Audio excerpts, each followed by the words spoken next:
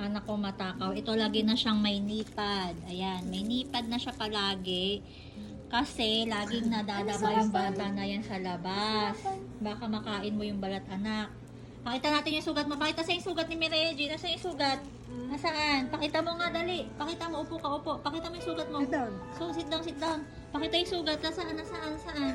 Hindi yan, doon sa kabila ata. Nasaan?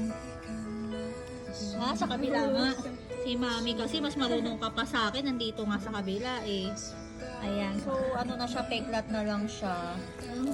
Nakalimutan ko kasi matagal na itong nipad niya na to. Baby pa lang siya, nabilang ko na siya niyan. Kasi yung nasa tiyan ko pala siya, meron na siya niyan. So, naalala ko na grabe, malaking tulong to kasi pag nadadapa sila at hindi sila masusugatan. Di ba, baby ka?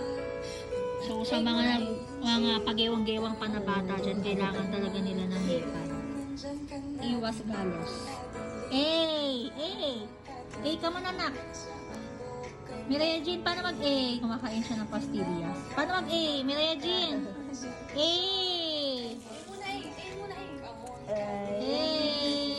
Ayaw niya, busy siyang kumain. Sige na, kumain ka na.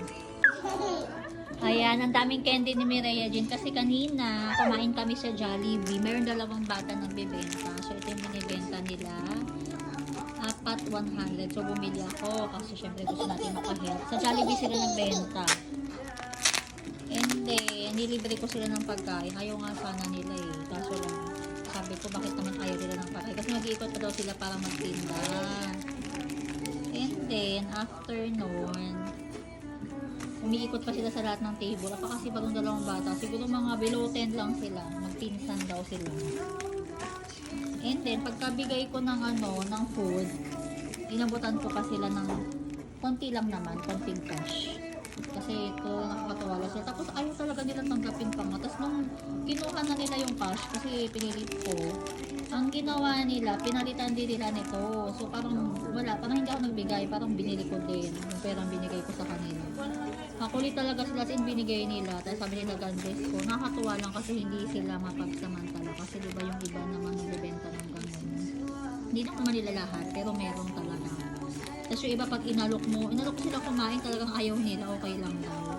Nakakatuwa lang sila na kahit sobrang nangangailangan sila, pero hindi sila mapagsamantala sa mga tao. So, sa dalawang bata na yun, sana lagi kayong maraming benta at mag-aral kayong mabuti. Someday, magiging proud kayo sa sarili at magiging successful din kayo.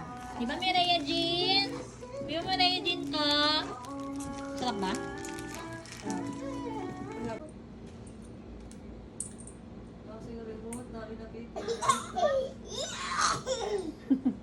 Happy yan? Ganyan. Ganyan. Alam mo kung anong tinatawa niyan ngayon? Mamaya ganyan ang gawa niya.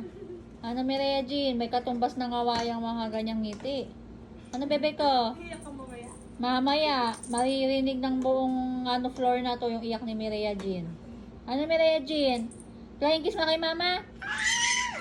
Mireya, flying kiss kay mama muna. Flying kiss daw, flying kiss. Mireya Jean, kay mama, kay mama. Saan si mama? Ano, ayaw na ako pansinin ng anak ko. Busy na siya maglaro. Yeah, sige. Mamaya tayo dalawa lang sa kwarto ha. Huwag kang iiyak ha. Hindi mo katabi si Ate Rona. Mireya Jean! Mireya Jean! Ayaw ako pansinin ng bebe ko.